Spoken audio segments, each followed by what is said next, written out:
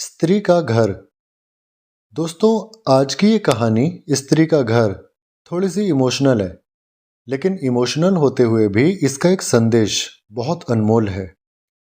आपकी आंखें थोड़ी नम करने के साथ साथ आपके दिलो दिमाग पर यह कहानी छाप छोड़ जाएगी। इसीलिए एक बार इसे पूरा जरूर सुनिएगा।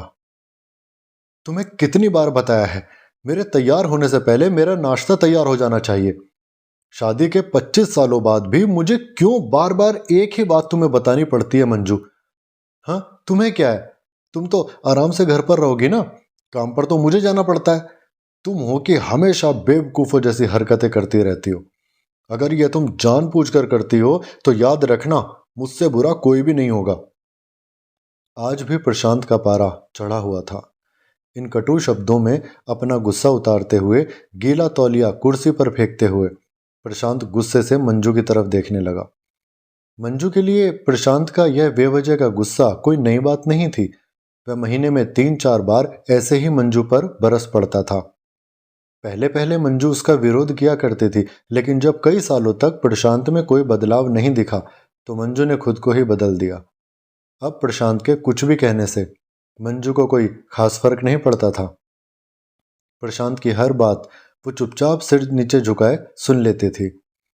शादी के पहले 5 साल तक मंजू ने पूरी कोशिश की कि प्रशांत को बदला जाए, लेकिन फालतू का गुस्सा करना और बाद में मंजू को भला बुरा कहना, ये मानो उसकी आदत ही बन गई थी। कोई भी वाद विवाद होता तो प्रशांत सीधा मंजू को बोल देता, अगर मैं तुम्हें अच्छा नहीं लगता तो क्यों नहीं चली जाती तुम अपने मायके, क्यों रहती हो मेरे साथ? इतना सब कुछ होने के बावजूद मंजू प्रशांत के साथ रहती थी, क्योंकि उसे अपनी बेटी की फिक्र थी। और वह जाती भी तो कहाँ जाती, अपने बूढ़े हो चुके माँ बाप को इस उम्र में परेशान करना वह नहीं चाहती थी। समाज और लोग क्या कहेंगे, यह भी तो उसे देखना था। वह इतनी पढ़ी लिखी भी नहीं थी कि खुद जाकर कोई नौकरी कर सके और अपना और बेटी का पालन पोषण कर सके। मंजू को अब अपनी फिक्र नहीं थी, उसको फिक्र थी तो बस अपनी शादी लायक हो रही बेटी की। मंजू नहीं चाहती थी कि पति पत्नी के झगड़े की वजह से काव्या डिस्टर्ब हो। काव्या की पढ़ाई पूरी हो चुकी थी, उसके लिए अब शादी के रिश्ते भी आने लगे थे। कई रिश्तों को काव्या ठुकरा चुकी थी। 2-3 महीने बाद एक अच्छा रिश्ता आया। रिश्तेदारों और पहचान के लोगों ने भी लड़के के बहुत गुणगान किए थे। प्रशांत एक शाम अपनी बेटी का पास बैठकर उसे बताने लगा, काव्या बहुत अच्छा लड़का है, पढ़ा लिखा है, बड़ा घर है, बहुत अच्छी नौकरी है।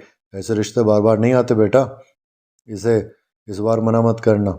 काव्या अपने पिता से ज़्यादा बात तो नहीं करती थी, शायद डरती थी या फिर नफरत करती थी, लेकिन आज वो पूरी हिम्मत जुटाकर बोली, मुझे भी शादी नहीं करनी है पापा, मैं नौकरी करना चाहती हूँ, खुद अपने पैरों पर खड़ा होना चाहती हूँ। हाँ तो उसमें कौन सी बड़ी बात है, मैंने लड़के से बात की है, वह तुम्हें किसी बात के लिए रोकेगा नहीं। तुम शादी के बाद नौकरी भी कर सकती हो, वो तुम्हें नौकरी के लिए परमिशन दे देगा। प्रशांत ने कहा, मेरा नौकरी करना या ना करना उसकी परमिशन पे क्यों डिपेंड रहेगा पापा? काव्या ने पूछा। अरे मैं कह रहा हूँ ना, तुम्हें किसी भी चीज़ की कमी नहीं होगी वहाँ, ऐसे रिश्ते बार बार नहीं आते, इसे ठुकराना मत, बहुत खुश रहोगे तुम वहाँ। प्रशांत ने कहा, पापा क्या मैं उतनी खुश रहूंगी जितनी मम्मी इस घर में खुश हैं? काव्या ने तंज कसते हुए कहा। आज तुम्हारी जबान कुछ ज़्यादा नहीं चल रही? प्रशांत गुस्से से आंखें बड़ी करते हुए बोला। पापा मुझे शादी ही नहीं करनी है, क्योंकि शादी के बाद अगर वह लड़का आपके जैसा निकला तो मैं क्या करूंगी? मुझे आपके जैसा जीवन साथी नहीं चाहिए जो बिना बात के मुझ पर हमेशा चिल्लाए। मुझे कुछ भी अपनी पसंद का लेना हो तो 10 बार सोचना पड़े कि कहीं वह नाराज ना हो जाए। मेरी तबीयत कैसे भी हो उसे परवाह ना हो। रोटी थोड़ी सी मोटी बन जाए तो पूरा घर सर पर उठा ले। उसकी चेकबुक ना मिले तो भी मेरा ही दोष निकाले और हर छोटी छोटी बात पर मुझे मायके जाने के लिए कहे। काव्या ने अपना दिल खाली करते हुए पापा से सब कह दिया। अब प्रशांत का गुस्सा 7वें आसमान पर था, लेकिन उसके मुंह से एक भी शब्द नहीं फूट रहा था। वो काव्या की बातें सुन रहा था। काव्या उतना ही बोलकर चुप नहीं हुई। आज पहली बार वह अपने पापा के सामने इतना कुछ बोल रही थी। पापा, आपने माँ के साथ हमेशा गलत व्यवहार किया है। आप अपने ऑफिस का गुस्सा बिना सोचे समझे माँ पर उतार देते हैं। कभी इस बात की परवाह भी नहीं करते कि उन्हें कैसा लगता होगा। आपकी बातें सुन सुन माँ ने अपना स्वाभिमान खो दिया। प्रशांत आज पहली बार अपने किए बर्तावों को महसूस कर पा रहा था। वो इतना ही बोल पाया, जो तुम्हारा मन है वो करो, मैं तो बुरा ही हूं ना।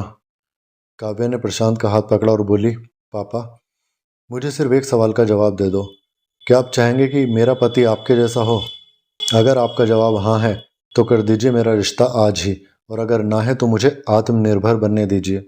प्रशांत कुछ भी नहीं बोल पाया और वहां से चुपचाप बाहर चला गया। आज उसे मंजू के सामने जाने में शर्म आ रही थी। चलते चलते उसकी आंखों में आंसू बह रहे थे। प्रशांत ने आज से अपने आप को बदलने का निश्चय किया। अगले दिन से मंजू ने अपने पति में काफी बदलाव देखा।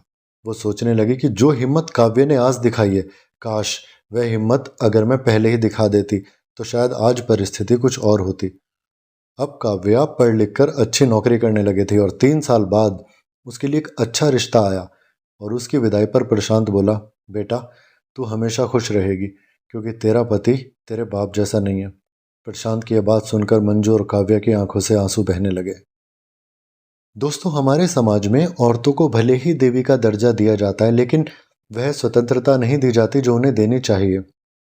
उन्हें बचपन से ही बताया जाता है कि वह पराया धन है। स्कूल से आने में देरी हो गई तो खरी खोटी सुनने को मिलती है। मोबाइल पर बातें करते हुए दिख जाए या खिड़की से झांकते हुए दिख जाए तो शक किया जाता है। माँ बाप का घर तुम्हारा नहीं है, पति का ही घर तुम्हारा है।